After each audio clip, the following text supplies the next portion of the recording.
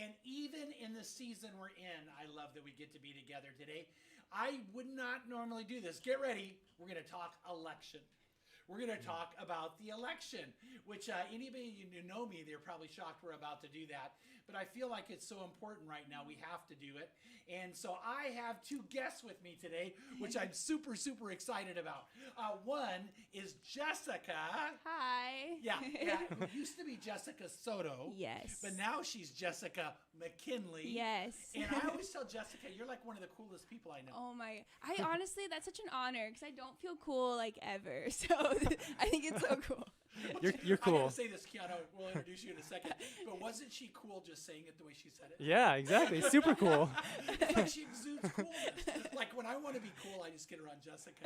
Yeah. It kind of comes off and it's fun. But you are newly married. Yes. How many days? Literally like 14 days or 3 weeks actually, I think. Yeah, like 3 weeks. So just recently, not even a month. So it's been crazy. Yeah.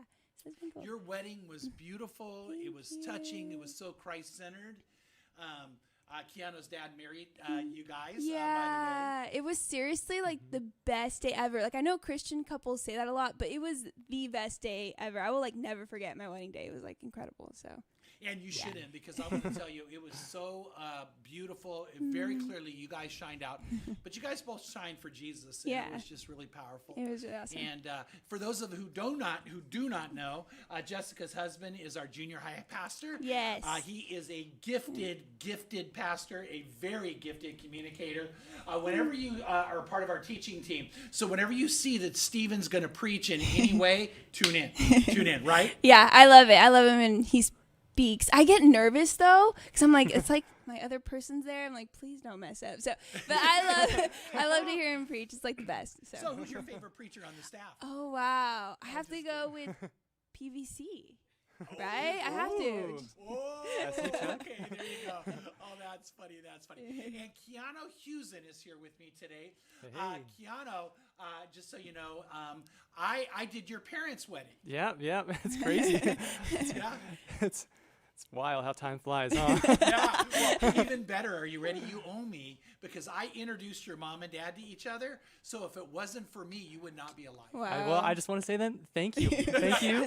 I appreciate what you did for your service. No, by the way, it really is true. I introduced them. Matter of fact, I worked hard to set them up.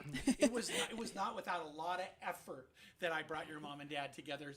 And so we'll have to tell that story one day. Yeah, definitely. Yeah. So here's the thing. You're Generation Y, right? Yeah. Okay, you were born... 93. 93, okay. So, and you're a graduate of Cal Baptist? Oh, no, that's my That's brother. your brother. I mixed that up. Yeah, I actually never finished college or school. Oh. Wow. I just decided to quit halfway through and work. Love And it. so I just work now full time, which is great. Yeah, so you and Bill Gates. So it's not like you can't be successful. That's true, yeah. That's true, yeah. So anyway, you're a Generation Y.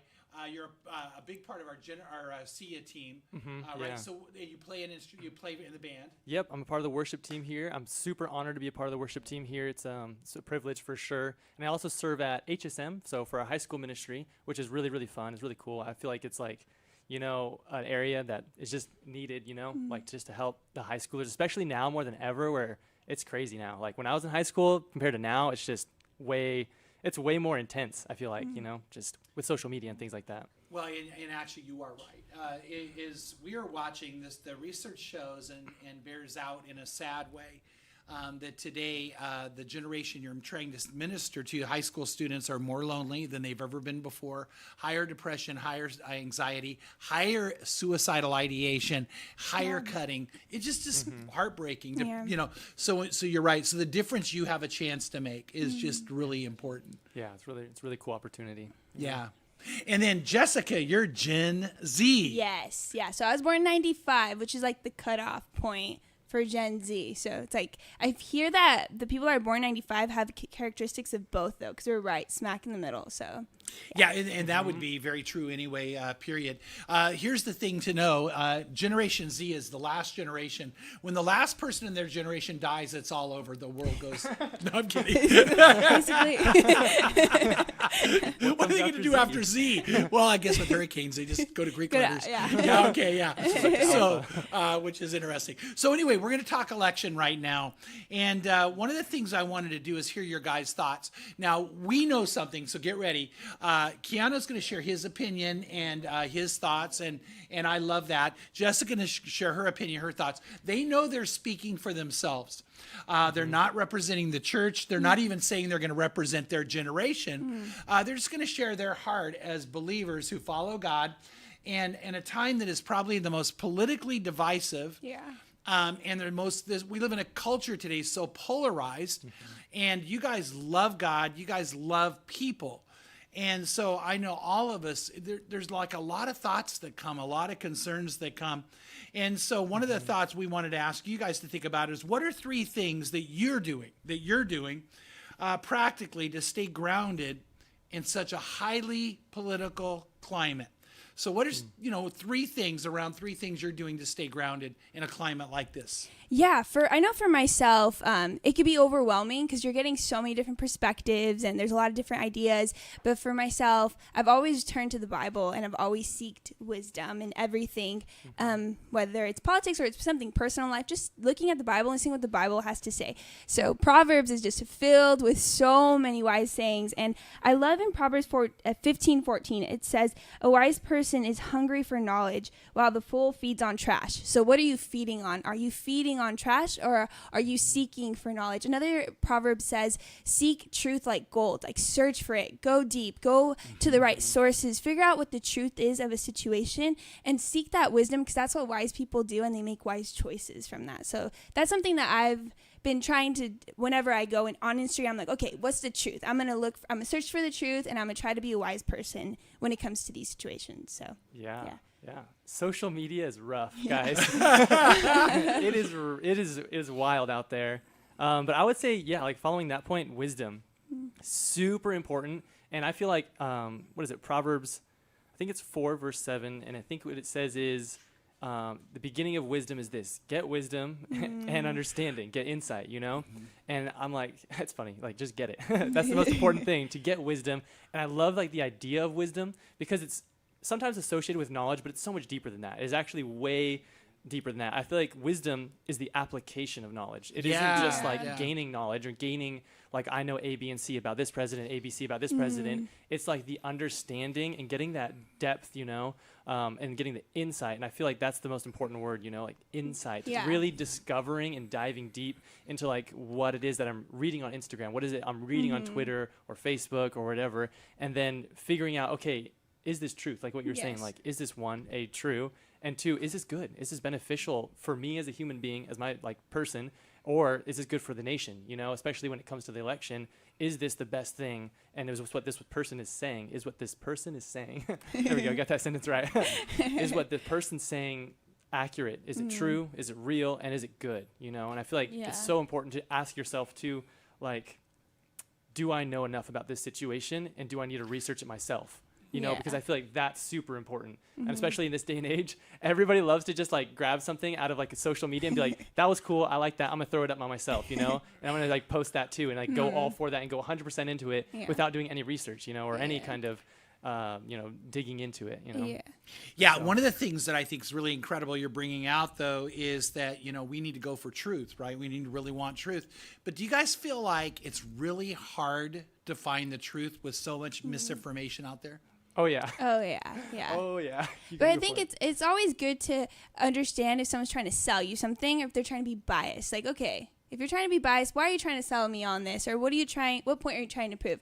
So I feel like Keanu nailed it. Like, just keep digging, keep searching, because you will find the truth. It will be there. You just have to like research and like look for it. So, But I think Yeah. along with that, when you do come to the truth or you do find it and it doesn't exactly align with what your prior beliefs were, are you humble enough to change what you believed before? Yeah. I think that's like a good practice also, to be humble during this time and be willing to listen to other people that are different than you and be like, okay, cool, I'm going to listen to what you're going to say, and I'm going to try to, in the same form, trying to find truth so that at the end of the day I can be more wise and make wise decisions. So Yeah, I like what you said about being humble. That's like super important. And no, I feel like everybody on social media is Yeah. I'm like, so for me, it's like so back and forth, because true humility, it'd be like, I'm not going to post on social media about like me changing my ways. I'm just going to do it. I'm just going Yeah. to change my ways, Yeah.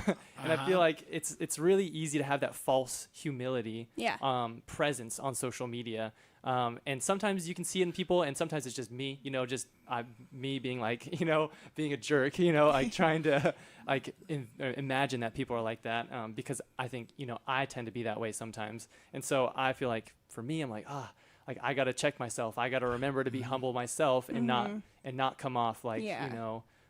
with that false humility. And I got to remember to always, be checking myself like Yeah. time after time after time. Yeah. For sure, yeah. And I'll tell you too, kind of going back to the idea, how to put a filter on to make sure you're really getting truth. Os Guinness, who teaches at Oxford University, he's an incredible scholar. By the way, solid Christian, on fire for the Lord. You don't teach at Oxford and be a lightweight, by the way. True. He said we always ask three questions: who is talking? What are they saying? What are they saying? And why are they saying it? And so you always want to know not only who, you got to make sure you're filtered with who is saying it, what are they saying, but then why? What's the why behind it? Because the bias you're talking about is there. Yeah. We all have bias to a point, True. but some of it is so biased, it actually can take away from truth. And so I think it's important to do that. And then I love the idea of being humble enough just to learn. I mean, are we all willing to listen to someone else's point of view? I think about First Peter 4:8 that says, above all things, have fervent love for one another. That's good. When it comes to politics, I think above all politics, above all agendas, let's love each other. And if Yeah. we can't do that, none of the rest matters. Yeah. Totally. Isn't it? At the end of the day, God just calls us to love those. And what's the most loving thing you could do for someone is like pray for them and just ask that God would have like his will be done in their lives. So Yeah, I think staying in prayer is so huge. And I know you think so too. Oh yeah, that's super huge. Okay, Yeah. so if can I tell a quick story? Yeah. So this is kind of goes with that. So on social media, a person who is related to me posted something, and I won't say who it was, but somebody else who's a friend of mine saw that post and was really just upset about it and frustrated and didn't like it. So they started commenting on the post about their frustrations and things like that. And then the person who's related to me replied back, and then they kind of, it didn't go very long, but it was just a little quick back and forth, like a little fight on social media, everybody loves a good comment section, everybody loves to read those. That's where things happen, and so it was crazy. So I had no idea, I didn't know any of this was going on. I am on social media, but I'm not on a lot, at least I wouldn't consider myself being on a lot. And then, so the next day, my friend who commented and got in that little like comment battle, they called me the next day and they said, hey, like, I don't have the person's phone number, but I just wanted to tell you, like, I was praying earlier today, and Lord put on my heart that I just need to like say, hey, I'm sorry, and I don't want any like beef between me and that person. They didn't have the phone number, And so they called me, the closest person that they knew to that person, and said, hey, like, I just want to make sure that things are good. Like, I would love to meet up with that person and just talk in person. And I thought that was the coolest thing, because I think prayer changes things. If anything, it changes your attitude towards somebody else, Yeah. And I think that's like the key, because like what you said, like, it just shows love right there. And that shows so much character and so much like of Christ's character in this person, where they could just be mad. They could just like sit and let bitterness seep in at that person. But I loved how they actually reached out and did something. They were like, you know what? I don't feel like it's right to ruin a relationship with this person. I need to make sure to mend it, even though we have different beliefs on politics. Yeah. That is awesome, because I think I know about that back and forth. Oh yeah, you probably do. Yeah. but to know the behind the scenes of God moving and them rising above to come together, that is really cool. Yeah, exactly. I already had a lot of respect for this guy, but went through the roof after that. I was like, wow, this is like That's really cool. good character, you That's know? really cool. That's what that Yeah, shows. and you know what? It's really clear when we talk about prayer. I mean, it's not an option for me as a believer, or you guys as believers, to not pray for our leaders. That's not an option. We're told to pray for them. We are told to lift them up. So you know what? I feel like this for me anyway. I bet you guys are going to somewhat agree, or we agree completely. Is I should never critique a leader I haven't been praying for. Yeah, that's good. And I think as your pastor, I don't get up and critique I don't use my position as a pastor to attack somebody, and so I don't want to do that. But I do want to pray for them. Yeah. I feel like it's one of those things too where if you're praying for somebody and you're genuinely praying for them, not like I pray that they change their ways, Yeah. but like, the kind of prayer where it's like, Lord, I pray that you just lead them, that you use them, that you guide them, that this is the person you put in authority right now. Lord, use them to your will, I feel like, how could you hate someone that you're praying for earnestly, I don't know. That's just my thought. Yeah. No, I love that. And then even in time of prayer, who knows, like God could change your heart just as well, or change the way that you're seeing things, or give you a perspective or understanding, like we were talking about earlier. And then all of a sudden your perspective on things just shifts. And that's like the coolest thing ever. So. Yeah, and the thing I do sometimes, I don't know if everyone else would, but my heart hurts, I think is an accurate term, for the children of our leaders. Because let's take two people who have different points of view. Gavin Newsom, our governor, and President Trump. They both have children. Yeah. And their children have to hear what people are saying about their parents. Yeah.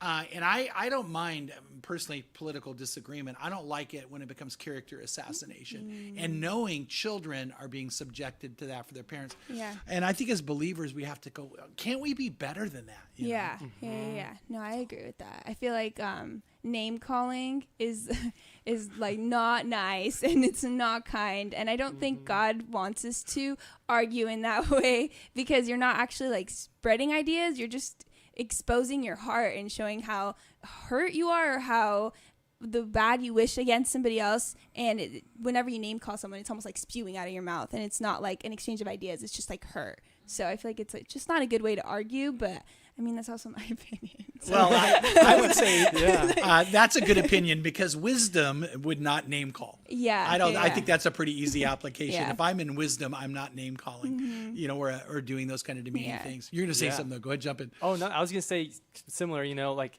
these ad hominems are attacking the person, it's not attacking the problem whatsoever, not trying to make it better, not trying to fix anything. It's just saying, I don't like you, and here's why, because I think you're an idiot or something like that, But it's such a, like, name calling, like you said, it's just not beneficial in any way, and it just hurts people. That's all it does. Yeah. And I think personally, I think it shows a lot more about the person who's saying that they're calling somebody a name, than it does about the person who's being called a name. I think that's 100% true. It really is more revealing. And so even then, you and I, what we want to do is not get angry at them, but pray for them. And do that. I just feel like our country was at its best recently, or at least showed its best side, when Ruth Bader Ginsburg recently passed away. And then it came out that her best friend on the Supreme Court was Justice Scalia.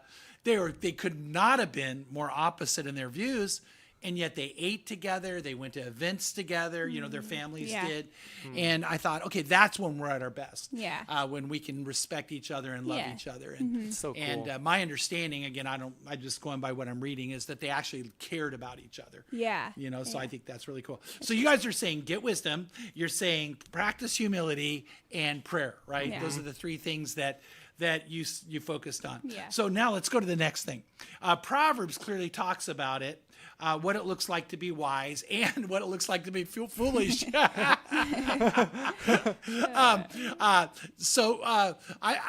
don't know. Don't answer this, but have you ever taken the test, like go through Proverbs, and am I more wise or more foolish? I should take that. I want to take that now. I've never heard of that. That sounds awesome. Tracy, which one would I get? Okay, yeah. Wisdom. All right. So, what are some things that encourages you to steer clear from foolish behavior during this season? we touched about it a little bit earlier, but for sure name calling. I feel like Keanu was saying earlier, the comment section on Instagram is so dangerous. Just like, don't even go there. I feel like when people want to argue, they use name calling. So if that's your first instinct, I would almost like pause, like, okay, why? Like, why do I want to call this person an idiot right now? Or why do I want to say all these vile things about this person? And then from there, try to figure out your feelings or your reasoning or whatever it is. But for sure, name calling, I just steer away from it. I try my best not to call anybody an idiot. I feel like the Bible even says fools are the ones that call other people fools. Like, the wise person is the one that stays silent. So if you want to be wise, just keep your mouth shut and not say anything. And then just sometimes it's better to just pause and process internally and then figure out why you feel the way you feel. So. Yeah, totally. Yeah, isn't that what it says? It says that even a fool who stays silent is seen as wise. Yeah, it's kind of interesting, right? You're like, like just that idea of holding your tongue. You know, really gotta. Or your fingers when you're typing. Yeah, holding your fingers back. Exactly. From Twitter. Dude, those fingers get wild. But yeah, I feel like for what you said, about, I feel like it's wisdom. It's just so important. Like, it's just like when you, like, I feel like the characteristics of wisdom, would be like the fruit of the Spirit, like if you want to be wise, you have to have love, you have to have joy, you have to have peace, you have to have patience, you have to have kindness, gentleness, goodness, and self-control, and especially self-control. It may be last, but it's not least by any means, I feel like it's so important to have self-control, especially like on social media and when talking about these things, because like what you said earlier about the three things: who is saying it, what are they saying, and why are they saying it? You have to exercise self-control and not just be one of those people that's just gonna like instinctually go back at it or something, and so I feel like, I don't know, that's kind of a side tangent, but important, No, super important, important. So, we have talked a lot around Crossroads, but it's also been talked about over and over in the media, the idea of the cancel culture, but I love that Abdu Murray brought out. That's not new. Yeah. Jesus dealt with the cancel culture. So, some people like to put that on your guys' generation, but no. We all have had that. I do see it more though. Or maybe people are quicker to make it known. So when you come to the idea of political things, what in the cancel culture, how does that how should that not go together for you? Cancel culture, what a good question. So I feel like as a believer, it's not okay to just cancel someone out of your life. Just flat out, it's not okay. What we're called to is to love people, and we're called to help edify the church, especially other Christian people. If it's another person who calls himself a believer, who says that they follow the teachings of Jesus Christ, it's not okay to just cancel them. We can't. We can't just cancel Jesus Christ's bride. You can't, you can't say like, oh, like I love Jesus, but I hate the church. That doesn't work, It just doesn't go like that. Yeah. I think a practical way to practice it too is a lot of times I'd be on social media, and I do love socials. I do. And I would be following people, and they would post something that I didn't agree with. And I was like, okay, I'll let it slide this one time. And then they'd post like 10, and I'm like, oh, I'm so annoyed. But I felt like in my heart, I was like, I'm going to unfollow this person. But then I felt like God was saying, Jess, like, why? Like, no, like, I didn't call you to take these people out of your life because you disagree with them. Like, no, keep following them, follow up with their life, like, figure out, like, who they are. Like, their perspective is just as important as yours. So don't just unfollow them or mute them because they're annoying you. Like, no, like, be friends with them, and, who knows, like, I could open your eyes to something new. So I didn't unfollow those people, and I was like, okay, I'm going to keep them. And I think that's a practical way of like not canceling people. Don't just unfollow people you disagree with. Like, then you'll get into this echo chamber that only sounds like you, and then you'll never grow because you'll never hear another perspective. So I think it's just like a practical way of like how not to cancel your friends or family or whatever. Your friends and family. No, that's so true. Yeah. Friends and family. But what's interesting in 1 John, it says that anybody who hates his brother is a murderer.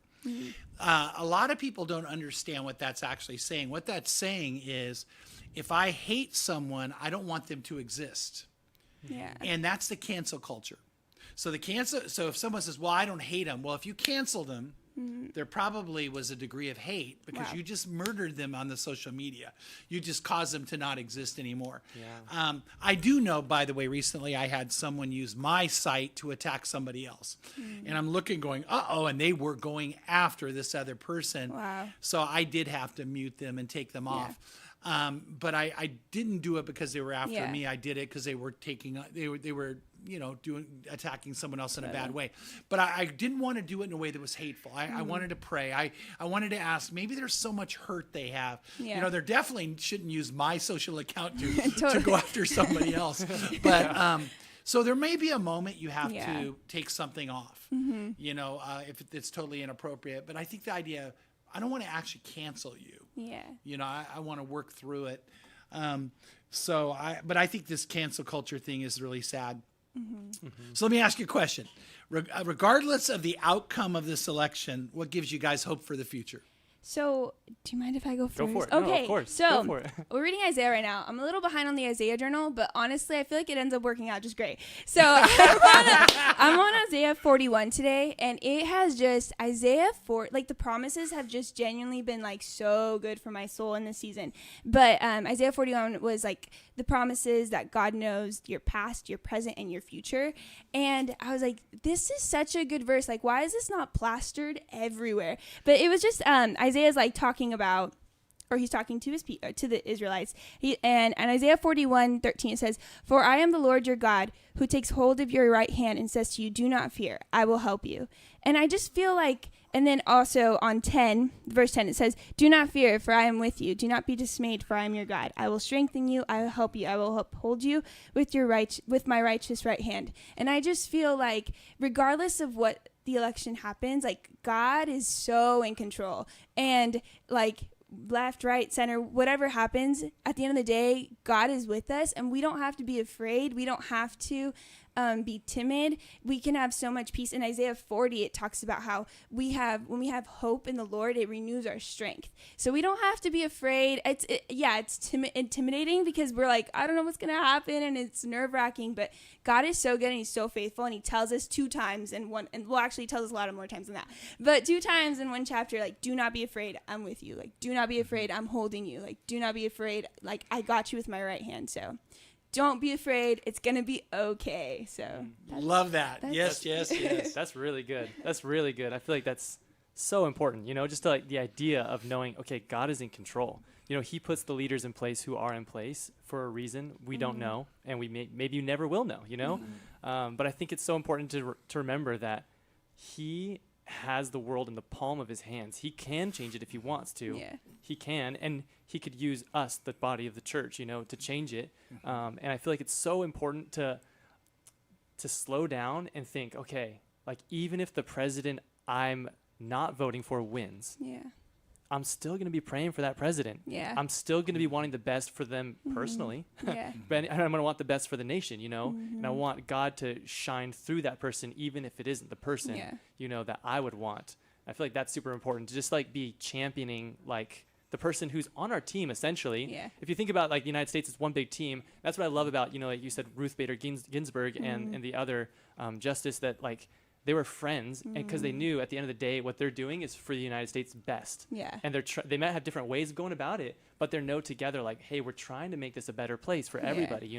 They're trying to do their best, and I feel like that's the most important thing. Like, okay, even if the president I don't want wins, I'm going to do my best to like help that president to do whatever, and that might just be through prayer, because I might never meet him. I probably won't. I haven't met any of the presidents before, so so but that's just like, my take on that. Yeah. I think it's a really, really good take. And the bottom line is God is sovereign. God's in control.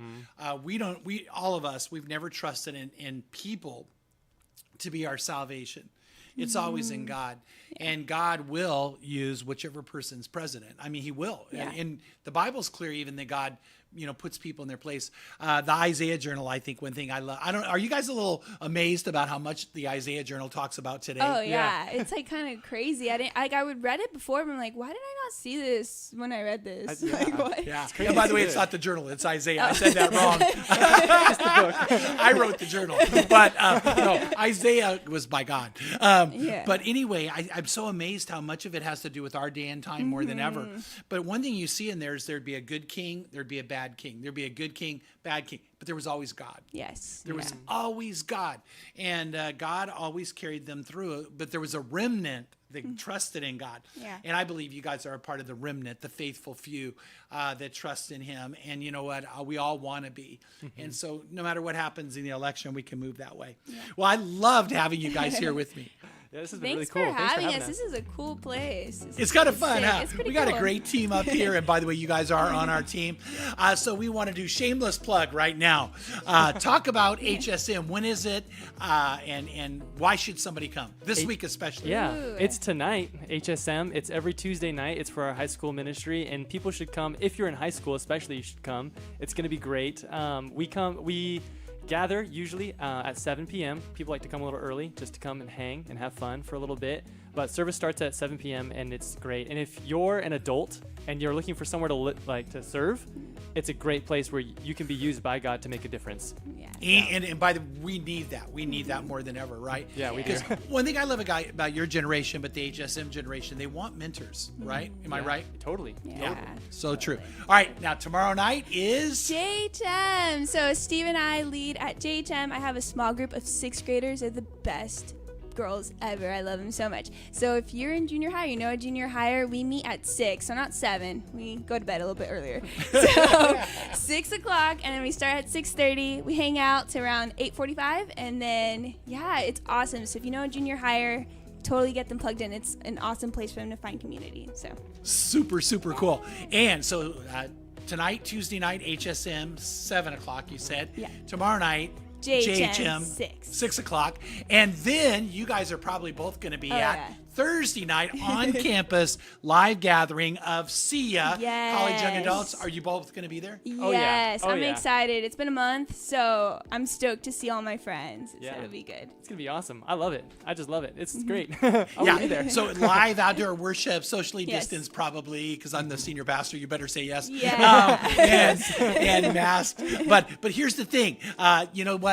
We already told you early on, Jessica's taken. So sorry, guys. You can come.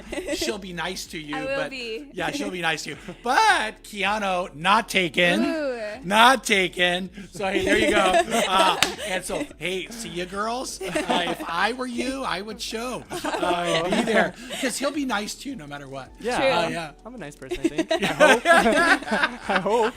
Plus, hey, this is the church where love happens. Yeah. So it does, you know. In the and- foyer. Never know. Meet somebody random. Yeah. Pastor, since you got my parents together, if you know of Yeah. anybody, let me know. I just might have to get to work on that. And yeah, so that's cool. But seriously, so we'd love to have you guys, junior high, high school, college. We have a place for you to be. Yeah. Love to have you be a part of that. Parents, by the way, I want to speak to you real quick. There's nothing more important for your kids in this season, for your children to have a place of connection. It's vital to their spiritual health, their mental health, and their physical health. And we do it well here. We really do a good job. And so junior high, high school, college, we even have children's on Sunday, 9 a.m. here on our campus too. You don't want to miss out on that. So again, thank you guys for being here. Thank you for having us. This is All fun. right. Yeah. And next week, I have a very special surprise guest. Oh, my. It's going to blow you away. It's going to blow you away. But God bless you guys and have a great week.